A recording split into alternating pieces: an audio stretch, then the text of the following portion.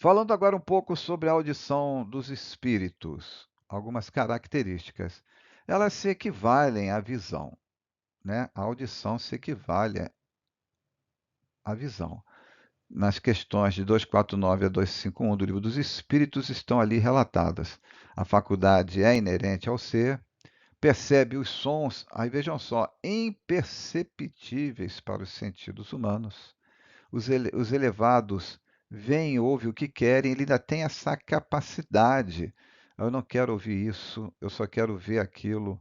Tá aqui, então, até a visão também. E fiz questão de colocar aí que eles não apenas ouvem, não apenas veem, eles são sensíveis à beleza, né? Ou ao mau gosto também do que ouvem. Por isso que têm a capacidade de selecionar o que querem ver, o que não querem, e também ouvir e o que não querem. Paladar, olfato e tato. O tato nós vamos explorar na aula próxima, porque ele está ligado às sensações, né? Quente, frio, etc. Então vamos falar aqui mais sobre paladar e olfato. Aqui entra muito o que Kardec falou, e eu citei anteriormente no ensaio teórico das sensações dos espíritos, que não tem como a gente saber muito, mas captando de várias obras mediúnicas, algumas já citadas na aula anterior, podemos inferir alguma coisa.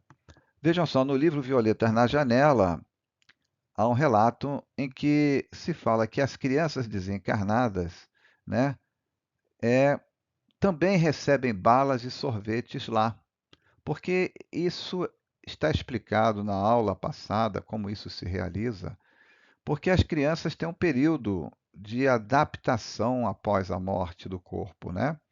Então, para serem melhor atendidas nos seus gostos, os espíritos criam a comida, os, as balas, os sorvetes, com os mesmos gostos. Isso é pelo poder do pensamento. Está lá explicado na aula 9. Então, mesmo após a morte, o espírito tem o paladar, tem o gosto, né? No livro Nosso Lar, novamente sobre esse ponto, André Luiz nos diz o seguinte: a essa altura, serviram-me caldo reconfortante, seguido de água muito fresca que me pareceu portadora de fluidos divinos. Aí está uma exteriorização do seu paladar, né? No livro Ação e Reação, temos a seguinte passagem: embora preliminarmente atendida pela enfermagem da mansão, a infortunada criatura exalava nauseante bafio, que significa mau cheiro que se desprende de uma coisa que esteve muito tempo em recinto fechado e úmido, ou do próprio recinto fechado, isso do dicionário. Druso, então, instrutor, no entanto, qual acontecia em outros casos, afagava-lhe a fronte com paternal carinho. Então vejam aí está um exemplo de olfato que também ocorre com o espírito, né? A vibração, o nível de vibração do espírito lhe dá um bom ou mau cheiro. Muitas vezes, em determinados ambientes, sem ter alguém passado qualquer perfume, você pode sentir um cheiro de rosas, um cheiro agradável, que é o nível de vibração de algum espírito que está ali e faz questão de ser percebido, é, permitindo que a gente sinta o, o cheiro dele, o nível de vibração dele. E também é um caso de mediunidade olfativa, né? Mas lembramos aí no final, no livro Depois da Morte, de Leon Denis, que ele nos diz o seguinte: o espírito adiantado está liberto de todas as necessidades materiais. Vamos à nossa reflexão. Kardec disse que os espíritos não nos explicaram muito sobre isso. Mas quando nós nos lembramos de Jesus, um espírito que não precisava mais reencarnar, não precisa, é um espírito muitíssimo elevado, né? Ele está em contato com Deus, vejam só, não sou eu quem diz isso. Ele reencarna, ele bebe, ele come, né? Eles, enfim, têm uma vida tão prazerosa como a nossa. Então, nos é lícito imaginar, até prova em contrário, que todos esses sentidos, essas sensações, continuam com o espírito como patrimônio dele, né? Apesar de, como nos diz aí Leon Denis, o espírito adiantado está liberto das necessidades. Nós vimos na aula passada que a alimentação se aprende no mundo espiritual a se fazer pela respiração, mas você não perde a capacidade do paladar, do olfato, não é isso? São reflexões. Outras faculdades do espírito. A comunicação. A comunicação dos espíritos se dá pelo pensamento. Imagine o universo, né? Com tantos mundos, quantos idiomas? Aqui no nosso planeta, quantos idiomas nós temos?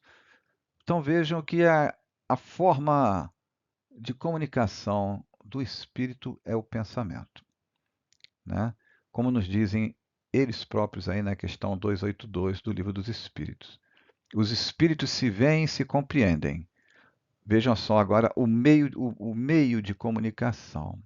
O fluido universal estabelece entre eles constante comunicação. O fluido universal é o veículo da transmissão de seus pensamentos. Como para a voz, o ar é o veículo de transmissão do som. É uma espécie de telégrafo universal, o fluido cósmico universal, que liga todos os mundos e permite que os espíritos se correspondam até de um mundo a outro, quanto mais dentro do próprio mundo. Mas essa comunicação pelo pensamento, ela se dá a partir de um determinado nível de evolução dos espíritos, tá? Mas vamos abordar aqui um lado prático nosso, no caso, as reuniões mediúnicas. Na figura do nosso lado esquerdo, temos um exemplo de comunicação dos espíritos mais adiantados. No caso, um encarnado, um dirigente de um grupo mediúnico, recebendo a intuição, inspiração, a mensagem telepática do mentor espiritual na hora que ele faz uma explanação, que ele faz uma prece, não é isso? Um palestrante, é a mesma coisa. O, o espírito bom o está inspirando, mandando-lhe uma mensagem telepática pelo pensamento, e o encarnado capta isso desde que esteja no mesmo nível ou próximo, pelo menos com um padrão vibratório mais elevado. No lado direito, temos um outro exemplo, no caso, uma reunião mediúnica, onde ocorre três tipos de comunicações do espírito. Temos ali o mentor espiritual com a mão na testa do dialogador encarnado, transmitindo-lhe mensagens telepáticas como inspiração para ele conversar com o espírito manifestante que está se manifestando pela médium de vestido azul. Então, o diálogo oral entre o dialogador com o espírito que está incorporado na médium se faz pela nossa forma de comunicação, que é pela voz. E, apesar do espírito estar incorporado, ele está mais materializado e não é muito suscetível à comunicação pelo pensamento, ou até não é nada suscetível. Depende não apenas do seu nível de evolução, mas do estado emocional dele também. São as formas de comunicações que nós listamos aqui como exemplificação. E agora eu trago mais um componente. E os diferentes idiomas entre os espíritos? Certamente muitos que estão vendo isso pela primeira vez até vão se assustar. Diferentes idiomas nós temos no nosso mundo, já falamos. Como que os espíritos se comunicam no mundo espiritual? Um inglês, um russo, um chinês, um japonês, um português, um espanhol. Como que se dá isso, né? Ah, é pelo pensamento. Depende. Vamos ver o que André Luiz nos fala no livro Nosso Lar. Não apenas ele, mas vamos pegar aqui o relato de Nosso Lar. Ouvira-lhe nitidamente o idioma português claro e correto. Ele está se referindo a um outro espírito que estava numa reunião mediúnica. Julgava que todas as colônias espirituais se intercomunicassem pelas vibrações do pensamento, ou seja, que não tivesse mais a barreira do idioma. Aí o mentor Lísias esclarece: estamos ainda muito longe das regiões ideais da mente pura. Os que se afinam perfeitamente entre si podem permutar pensamentos sem as barreiras idiomáticas, mas, de modo geral, os patrimônios nacionais e linguísticos remanescem ainda aqui, condicionados a fronteiras psíquicas. Nos mais diversos setores de nossa atividade espiritual, existe elevado número de espíritos libertos de todas as limitações, mas insta a considerar que a regra é sofrer-se dessas restrições. Resumindo, você pode ter viver em qualquer país, falar qualquer idioma. Quando você desencarna, conforme o teu nível de elevação, você irá se comunicar por pensamento ou também pelo pensamento e pelo idioma, porque tem espíritos que estão ligados ao seu país que não estão preparados em condições de se comunicar pelo pensamento. Tá? É interessante isso. A evolução não dá saltos, não dá saltos. É necessário uma evolução do espírito. E aqui eu trago esse problema para um caso prático de reunião mediúnica. Os diferentes idiomas dos espíritos no intercâmbio mediúnico, a psicofonia pela fala, a psicografia pela escrita. Então, se nós recebermos numa reunião mediúnica um espírito que venha de outro país, o que pode acontecer? A primeira dúvida é por que está vindo um espírito de outro país para uma reunião mediúnica no Brasil? Não sabemos. A caridade não tem fronteiras. Quem planeja a vinda de espíritos para uma reunião mediúnica são os espíritos elevados que dirigem uma reunião mediúnica. Há uma finalidade nisso, de trazer um espírito de outro país, que nós podemos descobrir se a equipe espiritual nos relatar ou não, apenas trabalhar e pronto. Então vem um espírito de outro país, com aquela restrição que nós nos referimos há pouco. Ele não consegue transmitir a sua mensagem por pensamento. Ele ainda está preso ao idioma natal dele. Aí vai se comunicar por um médium do grupo. Como que isso ocorre?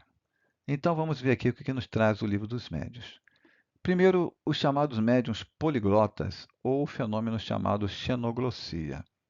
Os médiuns poliglotas são os médiuns que têm a faculdade de falar ou escrever em línguas que lhes são desconhecidas. O médium nunca estudou inglês. Aí vem um espírito que fala inglês. Ele nunca estudou, mas ele vai falar e vai escrever em inglês. Eles são muito raros. Agora vejam só o que é importante. Como é que ele vai falar e escrever, ou escrever em inglês? No meu exemplo. Esta faculdade deve-se ao fato de um médium já ter aprendido em outra existência o idioma do espírito comunicante. Ele, nessa atual vida, ele nunca entrou numa escola de inglês. É zero em inglês, zero em russo, etc. Vem um espírito que fala esse idioma, ele fala. Como explicar? Milagre? Não. O médium aprendeu aquilo em outra existência. Né? Se ele aprendeu aqui nessa existência, né, ele é brasileiro, mas fez um curso de inglês, fala fluentemente inglês, ele também vai poder falar, vai poder se comunicar, ok? Mas se ele não tiver aprendido aqui, a explicação é porque ele teve uma vida anterior naquele idioma. Aí tem outra questão também interessante. Mas e se na reunião mediúnica não tiver nenhum médium que se enquadre nessa característica? Aí o que está explicado aí é o seguinte, que está nesse livro Diversidade de Carismas, que eu vou resumir o que está escrito aí. A equipe espiritual coloca um espírito de ponte entre o espírito que vai se comunicar e o médium, Então, se eu tenho um espírito que fala inglês, o médium que não sabe, e ele não teve uma existência anterior naquele idioma, o espírito capta o pensamento do espírito inglês e transmite o pensamento para o médium em português. E aí ocorre a comunicação, que o espírito em inglês não sabe como é que está acontecendo. Mas o médium depois ele vai dizer, olha, eu acho que esse espírito não fala o nosso idioma e houve uma interferência da equipe espiritual. É o que está escrito aí, ó. Interrogado, um de nossos amigos espirituais nos explicou que, em vista da dificuldade, ele interferiu no processo, passando a funcionar como intermediário entre o manifestante e o médium. Ou seja, o pensamento continuou sendo do húngaro, agora, porém, retransmitido ao médium em português.